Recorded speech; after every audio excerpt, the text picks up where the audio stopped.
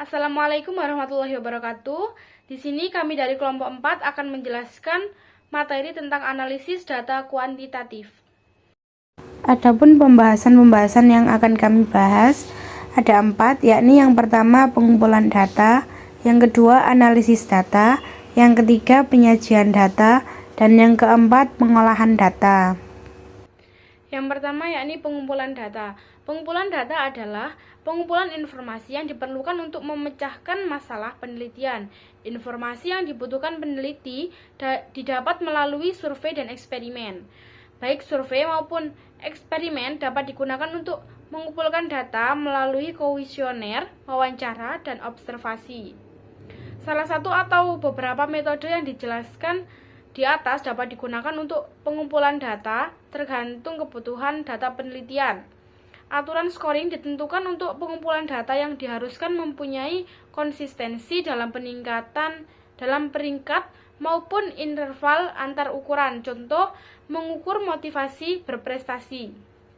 Nah, di motivasi berprestasi ini ada 5 poin, yakni yang pertama selalu, yang kedua sering, yang ketiga kadang, yang keempat jarang, dan yang kelima tidak pernah. Nah, di sana ada 3 peraturan. Nah, peraturannya terdapat nilai dari 0 sampai 5. Dari 2 aturan tersebut dapat digunakan untuk menunjukkan konsistensi dalam peringkat dan interval. Dalam konsistensi, jika di intensitasnya berkurang, maka skor juga akan berkurang. Terdapat konsistensi dalam interval antar skala variabel nominal, yaitu misalkan mengukur variabel prestasi belajar, jika menjawab benar diberi skor 1 dan jika salah diberi skor 0. Apabila mengukur variabel ordinal sikap terhadap guru, maka instrumennya terdiri dari sangat setuju atau SS, setuju atau S, ragu R, tidak setuju TS, dan sangat tidak setuju adalah STS. Nah, selanjutnya, apabila dihubungkan kedua variabel sikap terhadap sekolah diuji dengan prestasi belajar, maka dapat dikorelasikan sebagai berikut, yakni yang pertama keterangannya yakni X, sikap terhadap sekolah, Y, prestasi belajar. Jadi nanti ada siswa menurut absen dari nomor 1 sampai sekian yang nilai X dan Y-nya juga dapat dikasih skor dari hasil belajar mereka. Selanjutnya setelah melakukan tahap persiapan dan tahap pengumpulan data, maka tahap berikutnya kita masuk dalam tahap analisis data. Kita menganalisis data untuk menjawab setiap pertanyaan penelitian dan hipotesis. Adapun analisis data secara kuantitatif, yaitu yang pertama ada analisis deskriptif. Dalam statistik deskriptif ini yaitu teknik menganalisis yang digunakan untuk mengumpulkan data dengan menggunakan metode berhitung seperti median, modus, simpangan baku, mengambil data yang terendah dan juga mengambil data yang tertinggi, tetapi tidak ditarik kesimpulan. Yang kedua ada analisis inferensial.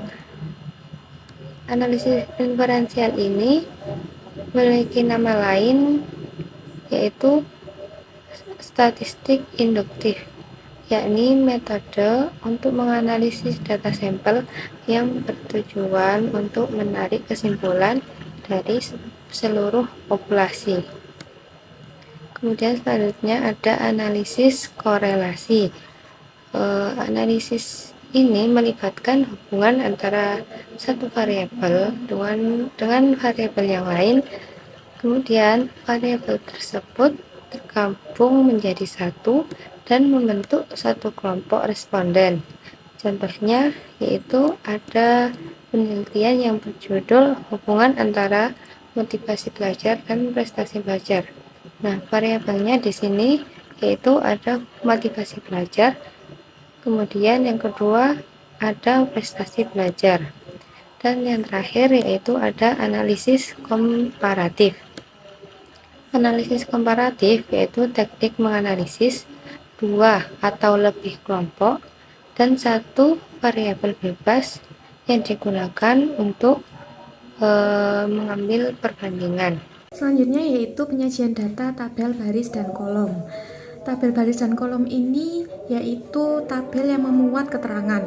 Jadi contohnya seperti di SMA unggulan ada sebuah kafeteria yang biasa dikunjungi oleh siswa-siswa dan menjual beberapa cemilan seperti cupcake, sandwich, permen, ice cream, hotdog, burger, coklat, dan lain-lain. Pada tahun 2021 akan ada penelitian terkait kualitas atau kapasitas dari kafeteria tersebut.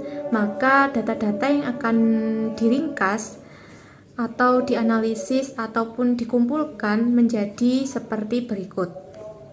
Jadi jika diketahui penjualan pada tahun 2021 ini tadi ada 1.900 cupcake, terus ada 1.200 ice cream, selanjutnya ada 1.800 permen, ada 2.000 ciki dan 3.100 minuman. Maka dapat dimasukkan ke dalam tabel bentuk penyajian data sebagai berikut.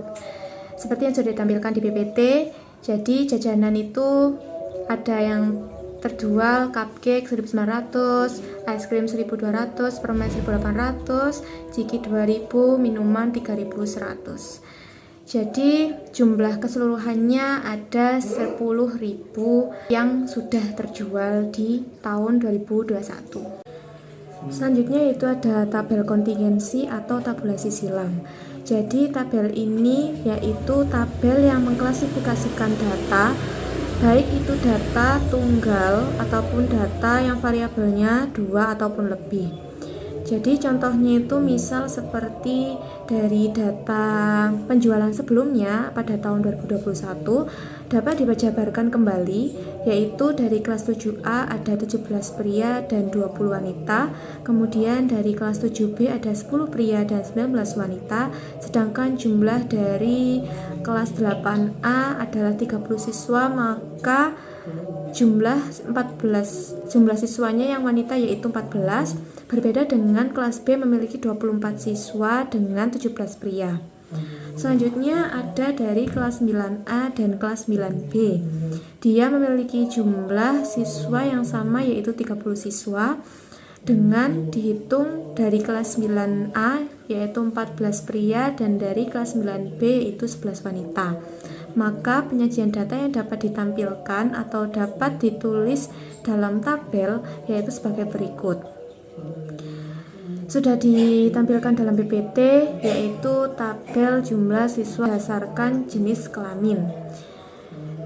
7A 17, wanita 20, 7B 10 yang pria, yang wanita 19, 8A itu kan tadi siswanya 30, maka dikurangi 14 siswa wanita, maka siswa prianya itu 16. Terus 8B 17 pria, wanitanya itu kan jumlah siswanya 24, maka 24 dikurangi 17 yaitu ada 7 wanita.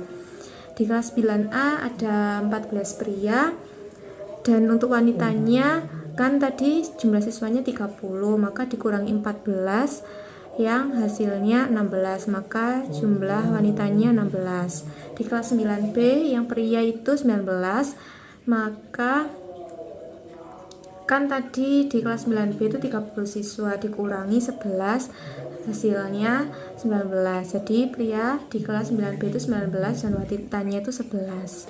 Selanjutnya yaitu contoh tabel silang yang memiliki dua variabel, berbeda dengan yang sebelumnya yaitu memiliki satu variabel.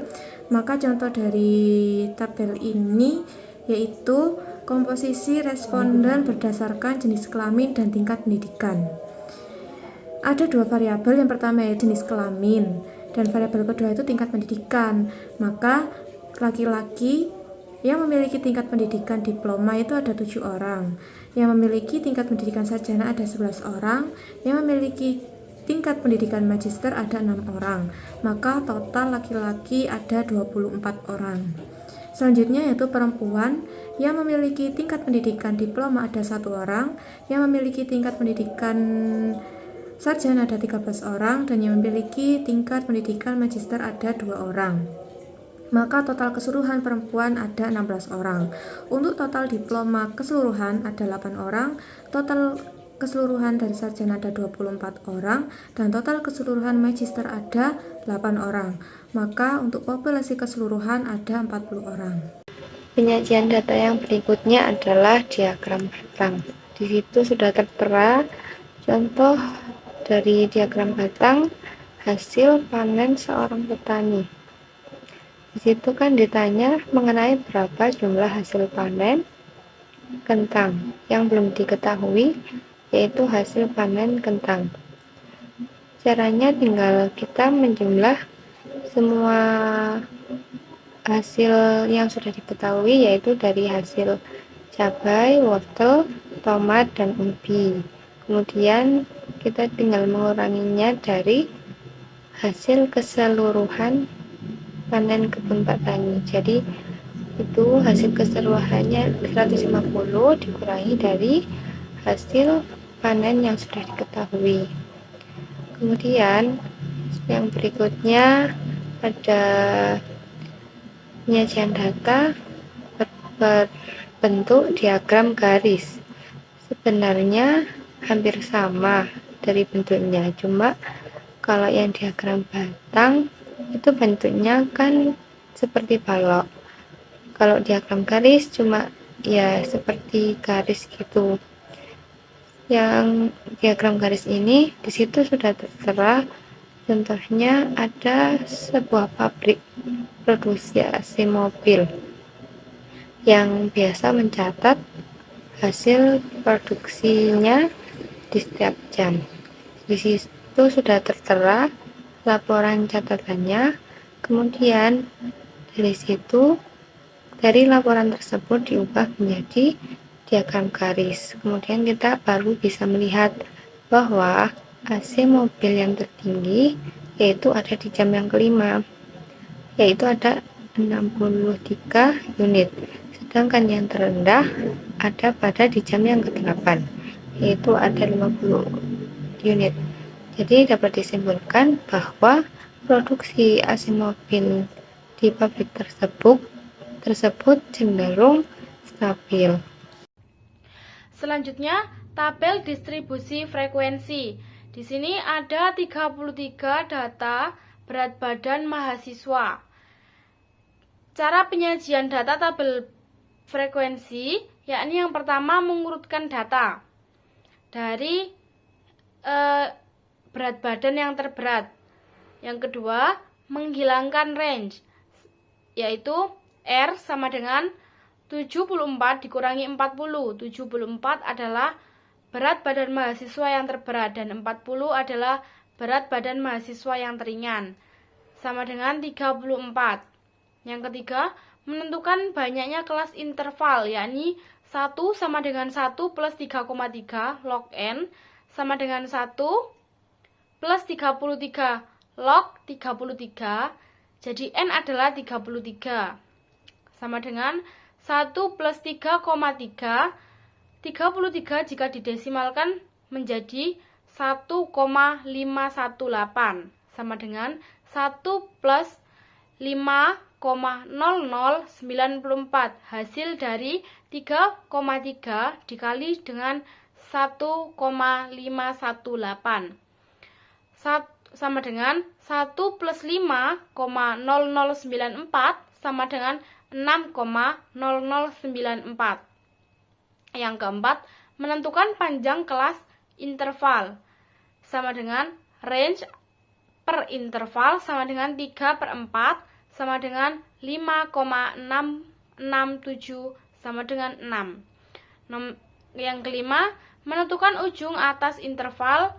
Ujung atas sama dengan nilai terbesar sama dengan 74. Yang keenam yakni menyusun interval kelas. Yang pertama, nomor 1 berat 69 sampai 74 memiliki frekuensi 1. Berarti hanya satu mahasiswa yang memiliki berat badan 69 sampai 74. Yang kedua, 63 sampai 68, frekuensi 1. Berarti hanya satu mahasiswa yang memiliki berat badan 63 sampai 68. Yang ketiga, 57 sampai 62, memiliki frekuensi 4. Berarti hanya ada 4 mahasiswa yang memiliki berat badan 59 sampai 62. Yang keempat, 51 sampai 56, memiliki frekuensi 8. Berarti ada banyaknya 8 mahasiswa yang memiliki berat badan 51 sampai 56. Nomor 5, 45 sampai 50, memiliki frekuensi 12. Berarti ada banyaknya 12 mahasiswa yang memiliki berat badan 45 sampai 50. Yang keenam, 38 sampai 44, memiliki frekuensi 7. Berarti ada banyaknya 7 mahasiswa yang memiliki berat badan 39 sampai 44. Selanjutnya ini cara penyajian data, grafik histogram frekuensi. Data dari grafik histogram frekuensi diambil dari hasil data distribusi frekuensi. Yakni yang pertama ada dari BB 69 ke 74 hanya ada satu mahasiswa. Yang kedua dari BB 63 sampai 68 hanya ada satu mahasiswa. Yang ketiga dari BB 59 sampai 62 ada 4 mahasiswa.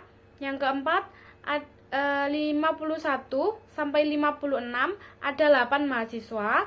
Yang kelima dari BB 45 sampai 50 ada 12 mahasiswa. Dan yang terakhir yang kelima dari BB 39 ke 44 ada 7 mahasiswa.